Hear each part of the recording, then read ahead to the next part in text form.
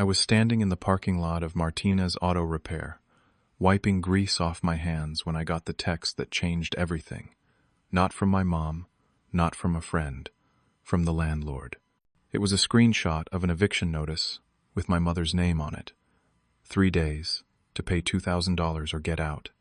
The same house I had been covering rent for. The same house my stepdad, Greg, told me to leave a week earlier because I was, according to him, unstable.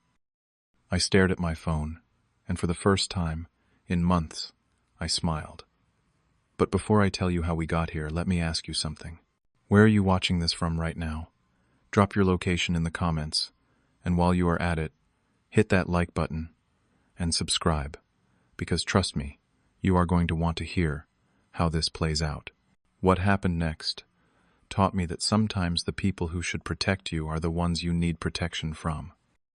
Stick around, because this gets complicated fast. 3 months before that text message, my life looked pretty normal. I am Andre, 27 years old, and I worked full-time at Martinez Auto Repair in suburban Phoenix, Arizona. The job was not glamorous, but it was steady. I clocked in every morning at 7, spent my days under hoods and chassis, and came home smelling like motor oil and tire rubber. I did not mind it. Honest work, decent pay, and my boss Tony was a good guy who treated his crew right.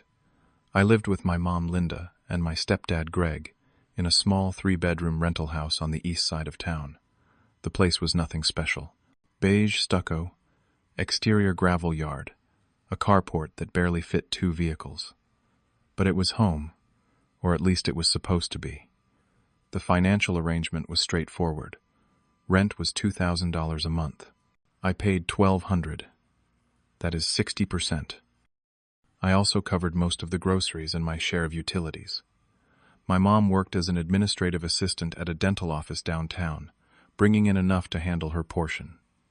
Greg worked construction, sporadically. Some weeks he had gigs, some weeks he did not. His contributions to the household were minimal at best. Greg married my mom about 2 years before all this started. I was 25 then, already working at the shop, already independent. I did not need a father figure, and Greg seemed to understand that. We were cordial. We did not bond over sports, or go fishing, or any of that stuff you see in movies, but we coexisted. He made my mom happy, and that was what mattered to me. She deserved happiness after my dad passed when I was 19, so I kept my distance, stayed polite, and focused on my own life. Work gym, maybe a beer, with the guys on Friday nights. Simple, uncomplicated. Then about 10 weeks before everything collapsed, something strange happened. I came home from a particularly long shift, probably close to 8 at night, and realized my wallet was missing. I kept it on my dresser every night. Same spot, same routine. That evening it was not there. I tore my room apart looking for it. Under the bed, in the laundry basket, jacket pockets, everywhere. Nothing. That wallet had $230 in it. My weekly spending money. Gas, lunch, whatever I needed. Losing it put a knot in my stomach. At dinner that night, I mentioned it to my mom and Greg. My mom looked concerned, started suggesting places I might have left it. Greg, though, he leaned back in his chair and said something that stuck with me. "You've been more forgetful lately, Andre." I looked at him confused. Forgetful, I was one of the most organized people I knew. I kept schedules. I paid bills on time. I never missed shifts. "No," I said. "I am not forgetful. I know where I put my stuff." Greg just shrugged, but there was this look in his eye, like he knew something I did not. 2 days later, I found the wallet. In the bathroom cabinet behind some old shampoo bottles. I never put anything in that cabinet, ever. But there it was, all the cash still inside. I stood there holding it, feeling this weird mix of relief and confusion. How did it get there? I brought it out to the living room where Greg was watching television. "Found it," I said, holding it up. He barely glanced away from the screen. "See, told you. You are getting scattered, man. Happens to everyone. My mom looked worried but said nothing. I went back to my room feeling unsettled, but told myself it was just a weird fluke. Except it was not a fluke. Over the next 3 weeks, similar things kept happening. My car keys disappeared from the hook by the front door and turned up in a kitchen drawer. My work boots, which I always kept by the garage entrance, ended up on a shelf in the garage itself. My phone charger vanished from my nightstand and reappeared days later plugged into an outlet in the hallway. Each time Greg was there with a comment. "You okay, bud? This is not normal. Or maybe you should slow down at work. You are getting burnt out." My mom started asking me if I was stressed, if I was sleeping enough. "Are you feeling all right, honey? You seem scattered." I defended myself every time, but I will admit I started doubting my own memory. Was I really that distracted? Was work stress getting to me?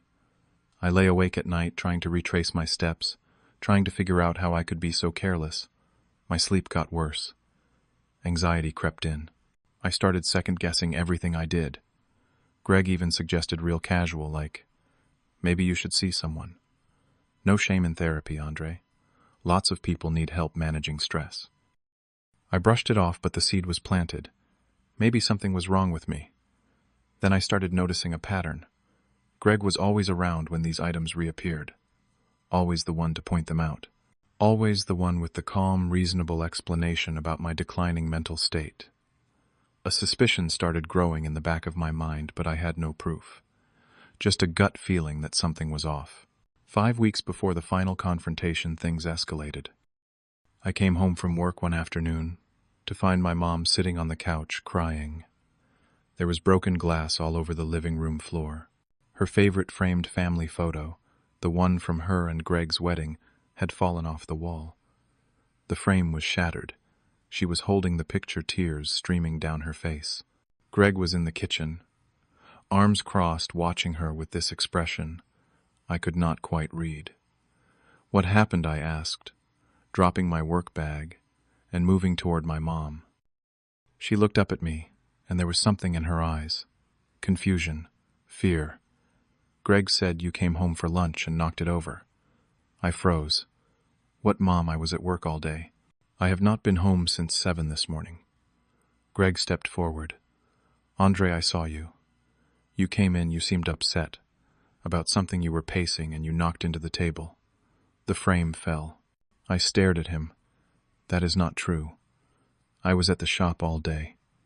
Tony can confirm. I can show you my time card." My mom looked between us, torn. "Greg said he saw you. Why would he lie?" That question hit me like a punch. Why would he lie? I pulled out my phone, opened the work app, showed her my time card. "Look, clocked in at 7:02 a.m., clocked out at 5:15 p.m. No breaks long enough to drive home." She studied the screen, then looked at Greg. He just shook his head sadly. "I know what I saw, Linda. Maybe he clocked in and left. I do not know. I am just telling you what happened." That was the first major crack in my mother's trust in me. I could see it in her face. She wanted to believe me, but Greg's story was so specific, so confident, and I was the one who had been forgetting things for weeks. I realized in that moment that something deliberate was happening. This was not about me losing my mind. This was about someone making it look that way. Over the next few weeks, Greg started having private conversations with my mom. I would come home and hear them in the bedroom, voices low. I would catch fragments through the door, worried about him, not himself. Anger issues. My mom became distant, watching me with this careful, assessing look, like I was a stranger. I tried to talk to her about it, but she would deflect. "I just want you to be okay, sweetie. That is all." But her tone was different, guarded. Then Greg suggested we all go out to dinner. He never suggested family outings. We ended up at Olive Garden on a Tuesday night, sitting in a booth with breadsticks and salad between us. Everything seemed normal until Greg started telling this story about how I had had an outburst at home a few days earlier. Yelling, throwing things, slamming doors. None of it happened. I'd been at work. But he told it with such detail, such concern in his voice. My mom looked at me, waiting for me to confirm or deny. "That did not happen," I said, trying to stay calm. "Greg, why are you making this up?" His face was the picture of wounded confusion. "Andre, I am trying to help you. This denial is part of the problem." I could feel my voice rising. "I am not in denial because nothing happened." A couple at the next table glanced over. My raised voice, my obvious frustration, it made me look exactly like what Greg was describing. Unstable, angry, out of control. My mom reached across the table and put her hand on mine. "Maybe we should talk about this at home." But the damage was done. Greg had planted the story in a public place where my reaction would seem to confirm it. I realized then that he was not just gaslighting me. He was building a narrative. 3 weeks before I left, I decided to check our household finances. I logged into my bank account and reviewed the last few months of transactions. Something was off. My mom had not deposited her share of utilities in 2 months. I approached her gently one evening while Greg was out. "Mom, I noticed the utility money has not been coming through. Everything okay?" She looked confused. "Greg said he would handle it. He told me you two worked it out." I felt cold. We did not work anything out. I did not talk to Greg about utilities. I pulled up my banking history on my laptop and showed her. I had been covering almost everything. Rent, groceries, electric, water, internet. She stared at the screen, her face pale. "I do not understand." Greg said he was paying his share. I checked the rent payment history. Every single payment for the past year had my name on the transaction. Not one from Greg. I tried to stay calm. "Mom, I need to talk to Greg about this." When Greg got home, I confronted him in the garage, showed him the bank records, asked him point blank where his contributions were going. He did not get defensive. He did not get angry. He just looked at me with this calm, almost pitying expression. "Your mom mentioned you were getting confused about money lately. I have got the receipts, Andre. I will show them to you tomorrow." Then he pulled out his phone and showed me text message screenshots. Messages that supposedly I sent him saying I would cover things this month, that I wanted to help out more. I never sent those messages. But there they were on his screen with my name attached. "These are fake," I said. "I did not send these." Greg put his phone away. "This is what I have been worried about, man. You are not remembering things. You are getting paranoid." I wanted to grab him, to shake him, to make him admit what he was doing. But I knew that would only make me look worse.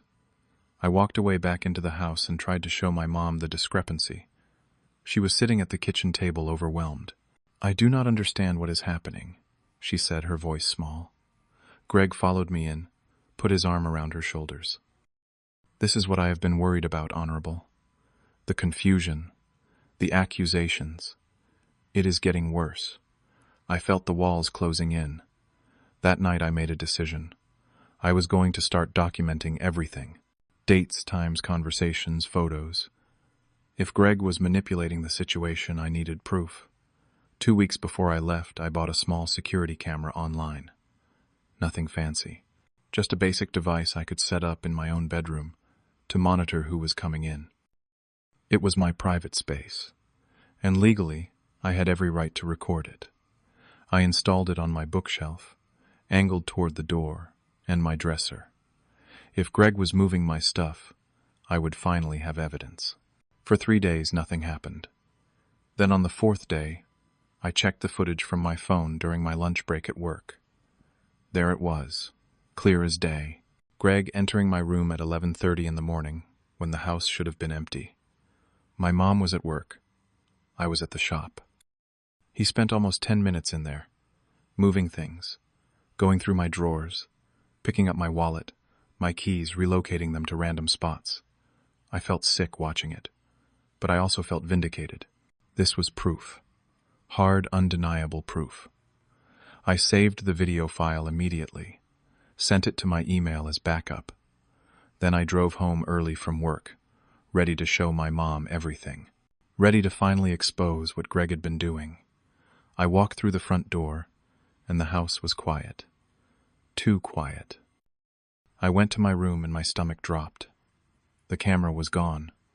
I searched everywhere. Under the bed, in the closet, behind furniture.